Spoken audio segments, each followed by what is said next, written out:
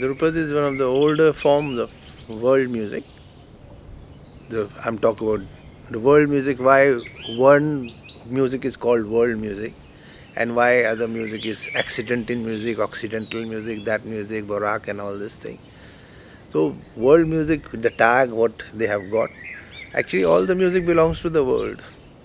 So why that is tagged as a world music? So I have little reservations for that, but it belongs to my music. Dhrupad is the older form of the whole world's music and oldest in India subcontinent, the South Asia, the oldest form of music, and it has its roots from the Samveda. We have four books, ancient books: Rigved, Yajurved, Atharvaved, Samved. Samved, we have the roots from the Samved. Though there is no much description of Dhrupad in Samveda, in the text, but this is more for the chantings, the breath control they have worked on. So Dhrupad has taken those things from the breath control, how to utter the note and what do they have to do for the thing.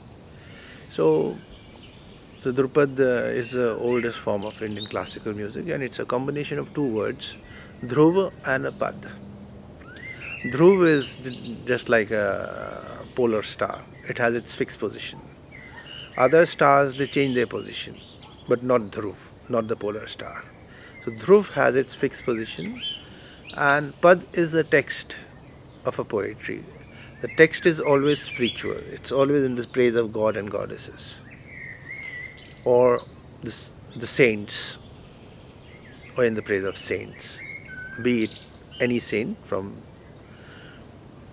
and it's a combination of two words, Dhruv and Pad. So Dhrupad, it means which is perfect in all aspects. It's a perfect thing. It has its fixed position. Fixed doesn't mean that it doesn't have it is not beautiful. Most of the people, they feel that if it is fixed, so it's not beautiful. So there is, I would just say that moon or the sun have their fixed position, and they look beautiful when it comes to seeing them. So it looks beautiful. Okay, sun and moon are very far away. There is a tree in front of your garden. Doesn't that tree look beautiful? The tree has its fixed position. So it is, the fixed doesn't mean that it is rigid, it is immovable, you can't do anything. So it has its fixed position, and the text is always in the praise of God and goddesses. So there had been work on Dhrupad since centuries and centuries, and from Bharatnaट्य Shastra also. The fifth Ved is Bharatnaट्य Shastra. What I already told about, four Ved, and the fifth one is Bharatnaट्य Shastra. Bharatnaट्य Shastra has all the information of arts, be it music, be it dance, be it drama. And furthermore, also they have also Atharvaved have more talked about Ayurveda and yoga and all. So in this also there is much description of that.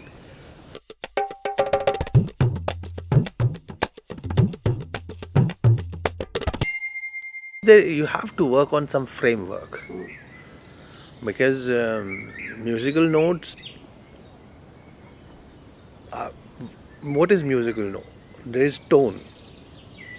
There are tone. There is some sort of sound all over.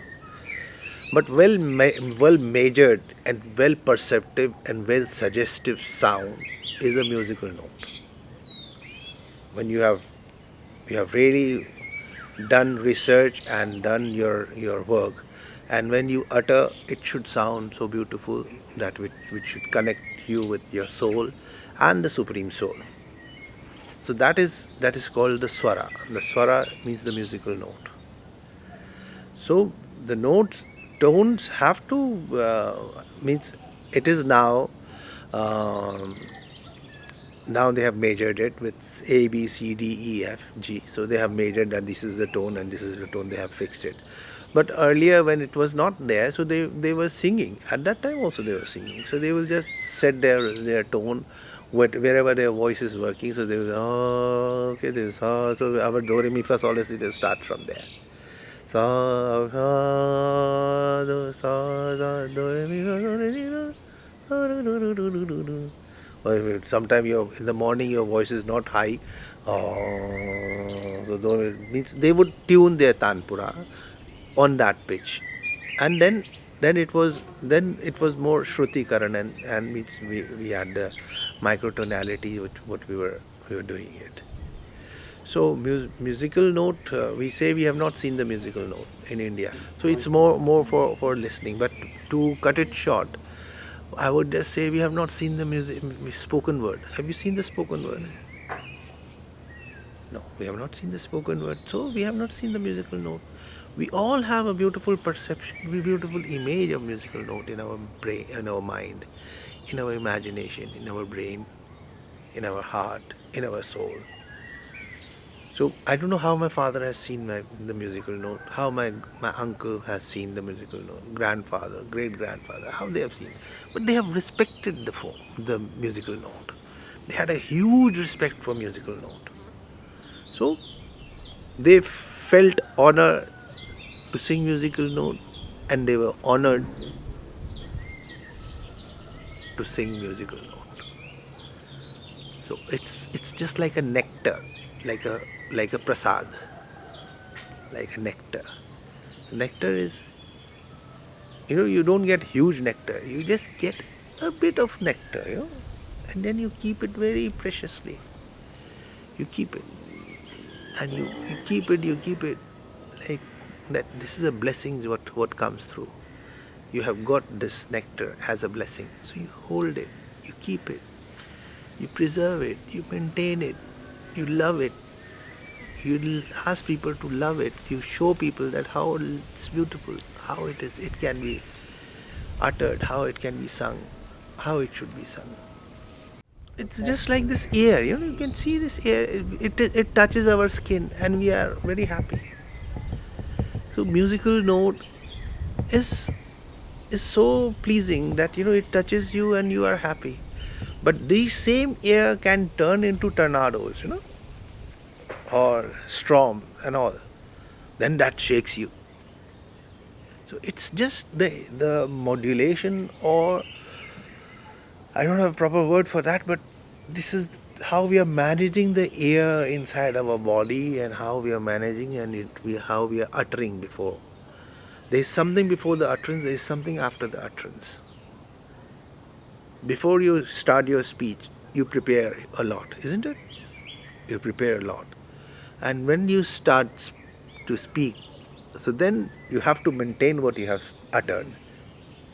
And you lose some beautiful word also. What was so beautiful? But there are so many words for the same thing. So you find some subordinate words to support your speech and your thing. So it's very spontaneous improvisation. Of course, we have the chart, we have the rag. Not that chart, what I would say, but there is a ascending and descending order of a rag. What we know, this is like this. This is its liking. This is the Vadiswar, Samvadiswar. So we know about this. So we are not seeing any paper, but we're trying to see something, and that is all the Dhrupad's singing is all about, or Indian music, I would just say, because they in other music, the Indian forms, musical forms, they have more worked on the text, on the bandish, lyrical text. We work more on the archetype of the rag. If you'll ask them, they will also say that we are also using that. But you see, with alap, we don't have any word as such, but we have the mantra on which we work. So we have broken that mantra also into And I Om Antarantom, ya Om Anantatam Taranatarnitvam Hari Om Narayan Ananta Hari Om Narayan. Om Antarantom Taranatarantom Hari Om Narayan Ananta Hari Narayan Om. So it starts with Om, it finishes with Om. So you can't divide Om. Om is an energy which flows in and which flows, and we are in that. In in our part of the world, we say that the first sound of for the earth, the Big Bang, was the sound of Om, and there had been quite a few of this. So it all starts with Om and it finishes with Om. So we take the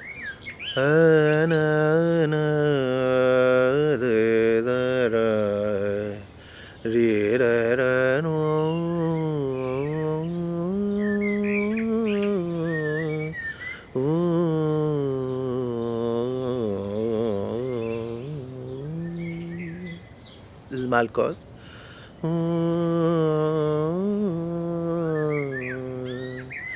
Re,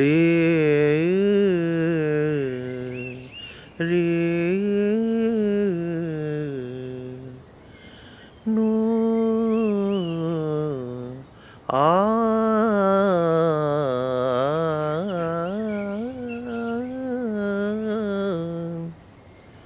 So we take these syllables and we take the energy of these syllables, and then we furthermore elaborate.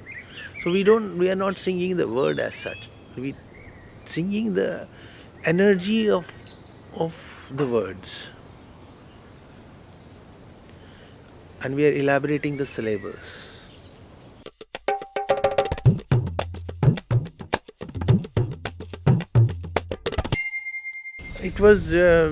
It is difficult, and it was not difficult for me to preserve this, because I was handed over this legacy by my father and uncle, and my other uncle's legacy is also being carried with us, with the present generation. So there was never this thing that I was never willing to leave this music, and it was in my gene. It was always with me that I have to do this, and I was doing this, and I still want to do furthermore, and I want to live also for a little more while. So, so that's very much there. But the thing is, this family has dedicated itself to music, Dhrupad. Thank God to be born in such a family who are doing such a responsible thing. But Dhrupad is very big. There will always be some takers. We some people, they just make it synonymous. They say that Dhrupad and Dagars goes together. Yeah, it can, for some people they can feel that, but Dhrupad is very big. We are just the what do you say? We are the worshippers.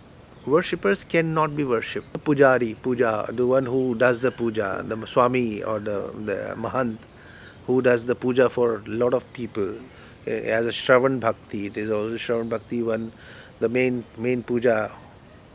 When Pujari is doing its puja, and rest of the people, they listen to it with their folded hands or closed eyes.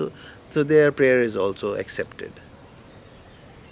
So the Mahant so we belong to such a family which is taking care of that huge legacy or huge mandir or huge deity. But that is for whom we are doing the puja. We are all doing the puja for that. But the people doers, the pujari can be honored, can be respected, but you can't do the puja of the pujari in such way. So the respect is for Dhrupad. Of course, you people, all of you, you give us the respect, huge respect, and that is. And when we get it, we don't go up. I think we go humble. We go furthermore down. Whenever you see people, they are doing pranam. So it's for a lot of people now. It is happening in India also. Now when you touch the feet, so they say how arrogant you are. You are asking others to touch the feet and all and all. So whether it is guru or whether it is pujari, whoever, but they should receive when somebody touches the feet of the guru. The guru should receive it even below that. He's not receiving it on his feet. He is also getting it in his hand, precious hand. He gets it. He keeps it. It's not that the guru is just standing like this and you just touch and go, touch and go. It's not that, and it should not be like that. So when you are touching the feet of your of thing, so what is the closest in the body to earth? What is the maximum closest to the body? Your feet is closest to the body, to the earth. Your earth, it is there. Most of the time you are touching with through your ear. So you're not just touching the feet, you're touching the earth also. You're touching your roots also, where you belong to. So it will be preserved. It is getting preserved. Most of the research has been done. Research is something which is already been searched. Something which is already been searched, you are researching it. Researching means resurfing it. When you resurf it, you find something more. It's just like a wave from the ocean. Every time it brings something. It may bring rubbish also, but it brings something. It is always bringing. The wave is always bringing. It's a high tide or low tide or whatever it is. It always brings something. So in your imagination, something is coming. Something is coming. How precious it is, but you have to take care of what is coming in your imagination, and what is shareable and what is not shareable. You have to think of that, and then you share and you you perform, and you tell people, you tell your students, you tell your family members that this is it.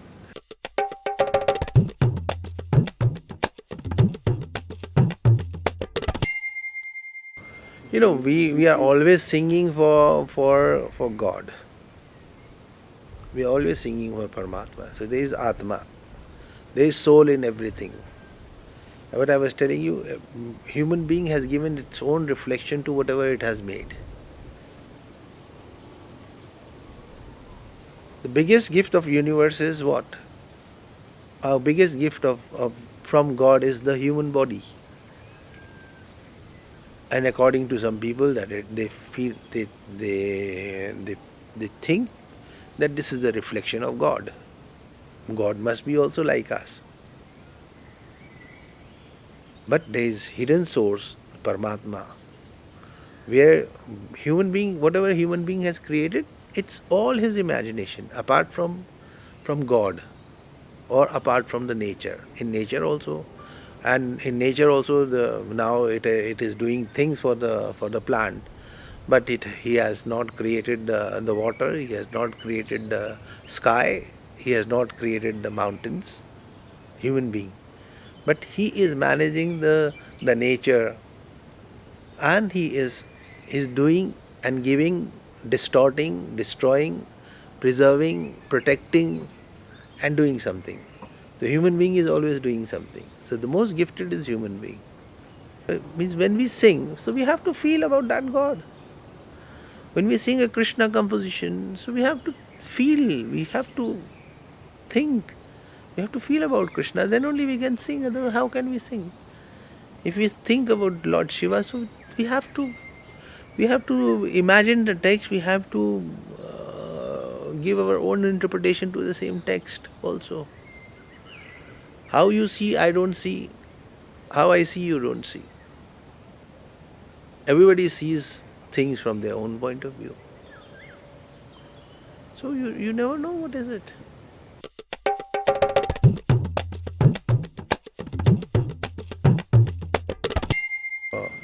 If you say that Indian music has in Indian music have ragas. Ragas have archetype. They have a structure. So we are told that this is you. These are the musical note in this rag, and how you have to deal with it.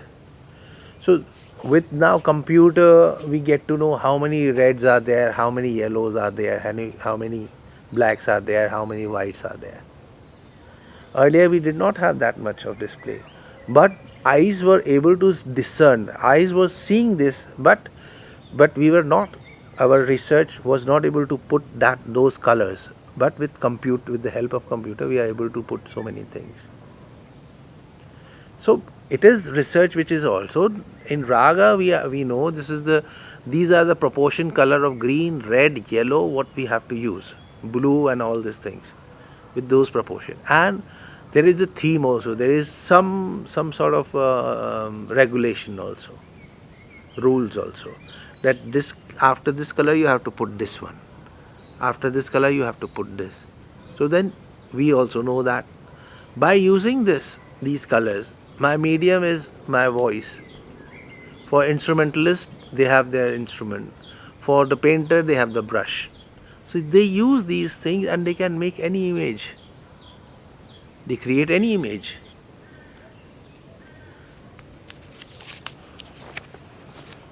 This is rag. We go round and round and round and round, and you keep it in your hand and you see how much it moves. You see?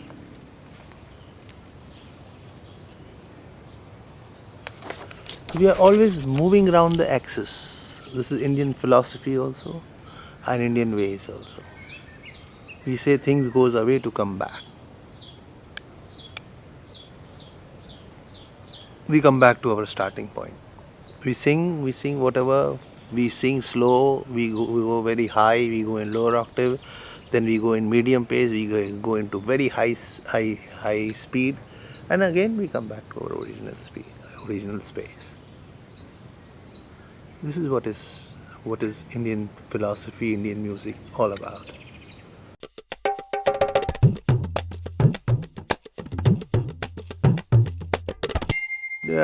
They don't have patience now. The present generation does not have much patience. They feel smart, but it is a centuries old problem.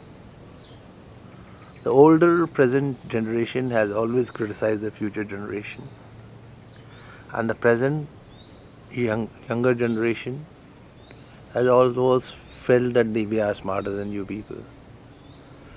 What is more missing in the present generation, present younger generation?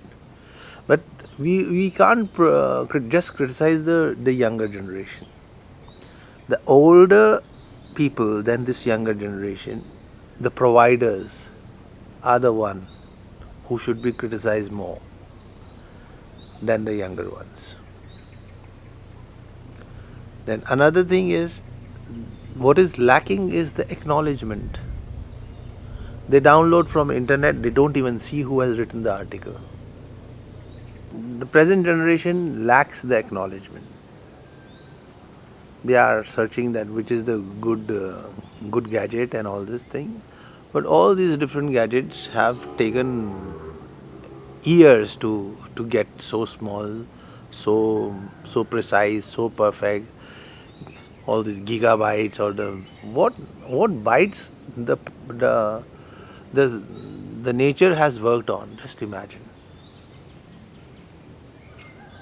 Like for instance, the birds, they recognize through their voice, through their sound. So how what precise way? There is a big thing. And what is the best thing? What the human being is the most blessed of all. We think from the other side also. We just don't see from our side. Other part of the nature, like the animal, the birds, and the trees, mountains, they come and they disappear. They come and they disappear. And we feel that they come and they have their routine things, what they do, and they pass on. But the other human being also feel that you. How do you know? They must also have something, some changes, something what was be coming in. So human being is blessed to think from the other side also. We just have no. We just don't have the simple method of living our life. Like the animals, they live in certain part of the world. They live in certain part of the world in Africa and India and this and that. In Siberia, all these people they are living, and they live in their common thing. But human being adjusts itself to different atmosphere. Okay, now some people will say not always. Okay, not always. But most of the time, human being is adjusting itself.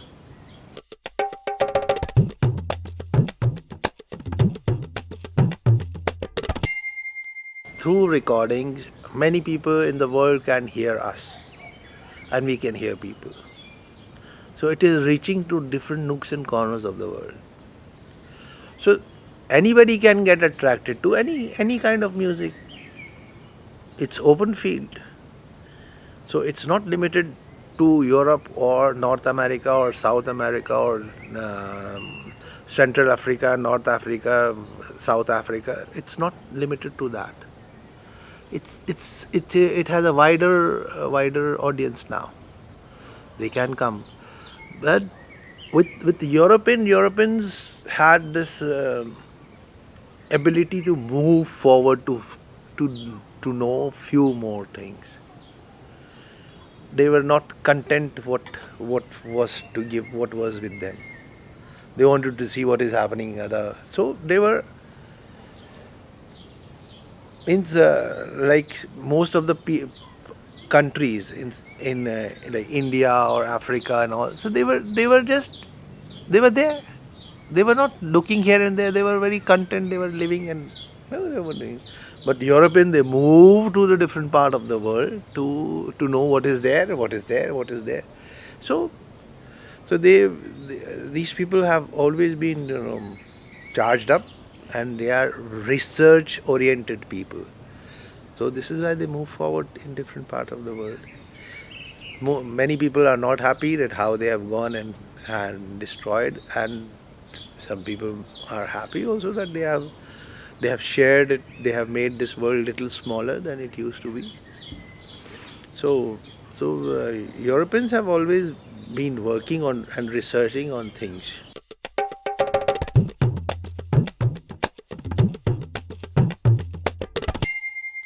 Actually, my elder uncle, Ustad Moinuddin Dagar Sahab and Ustad Aminuddin Dagar Sahab, they came. The invitation of Alan Daniel ji, and he had to really fight. I mean, because for the researchers, for European researchers, or now I will say North African researchers in America and all other places, you have a state support. Your state supports you. That you go ahead, do the research. We are there. We'll, if it is good, so we'll acknowledge it even better, and they support any kind of research there. It is not well supported in South Asia. Everybody is not supported so easily. You have to be well equipped. First, you have to be big yourself, big enough that the state also supports you and government also supports you, that you are able to do a better job or not. Even then they have some reservations on some things, that this will be allowed and that will not be allowed. But here you are allowed in America and Africa. Really the universities and these and state is always supporting the research, and the research is anything. Research is research. It is when he initiated, it was in 60s and all. He really fought for the Dagar brothers to come here, come in Europe and do their performance. And they came for few concerts, and they gave, I think, 29, 30 odd performances. I don't know how many, 35 performances they gave. So the visa problems and all these things were not that much, but of course, to travel that far was a big thing.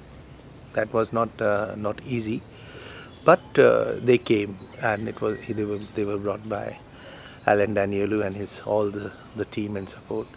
So it's really nice that he initiated, he took this initiative, and he took a stand for them, and they came.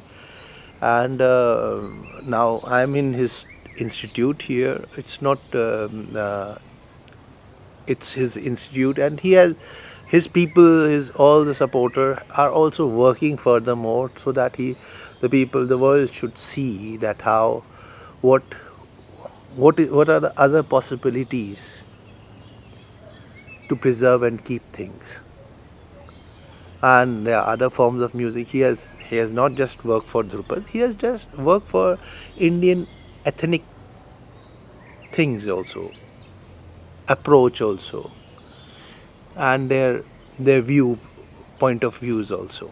So he has shared it well with this part of the world and that other part. They were very happy that the Indians were very happy that their things are also in Europe. So that was also making things little better for them to compare and to to, to do things. Whereas Indians have kept their things in a very precise and precious way, and they had been very orthodox also. You have to fight with the orthodoxy. But of course, if one can maintain for centuries something, so orthodox is also good. Otherwise, we would not have seen it in this part of the century. So things are good and bad. They go on in together. So it happened. So life is not black and white. Our Indian music is not just black and white music.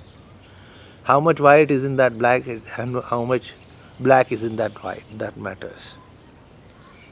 So there is again our philosophy and our psychology, which what makes our tonality, our music different from quite a bit of the countries.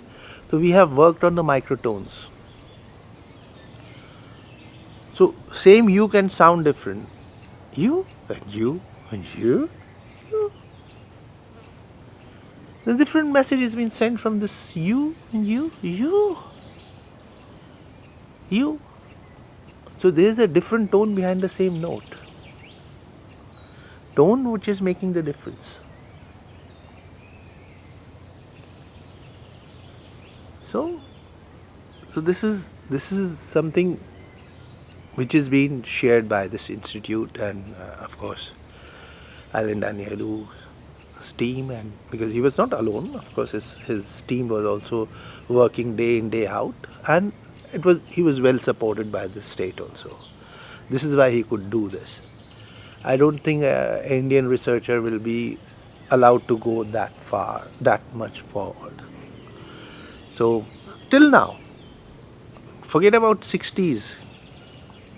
Still, they will not. They can support for other big huge things, for the defense or for this and that. They will support that. Oh, go ahead with this your research, but not for the arts so much. And everywhere you need support, and then only you can go ahead. So he was very learned person, and I saw his Veena also.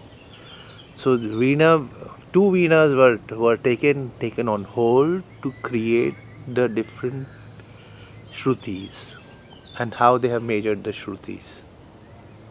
So that is also one beautiful aspect. So Veena, it used to be called Bean. Then Veena, South Indian Veena is different. Then it is my uncle's research, Ustad Ziamuddin Dagar Sahib's research, that we have the Rudra Veena. And now Rudra Veena is all over, everywhere. Everybody is taking the name Rudra Veena for their Veena. Of course, my cousin is playing. Yeah.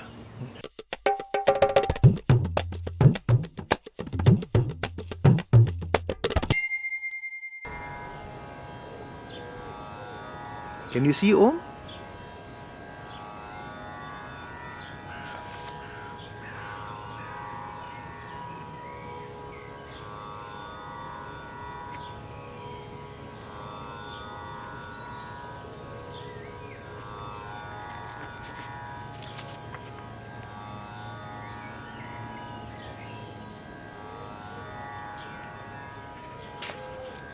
So I'll sing Rag Bengal Bhairav.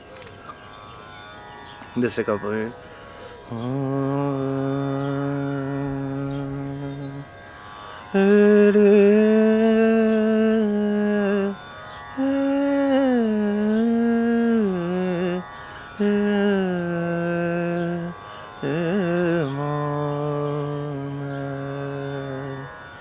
अपनों से अच्छे साजन अल्लाह मिला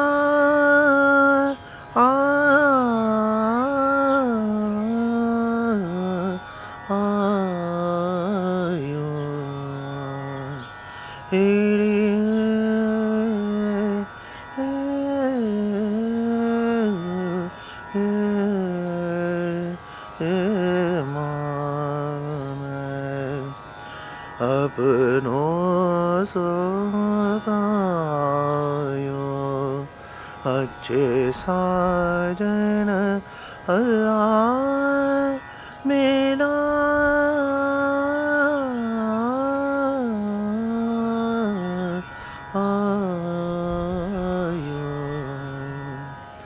उस बनरे के कारण शीस निभायो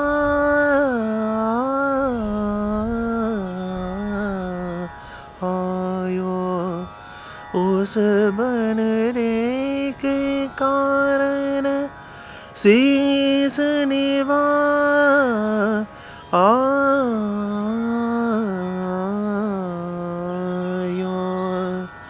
मन माना बरपा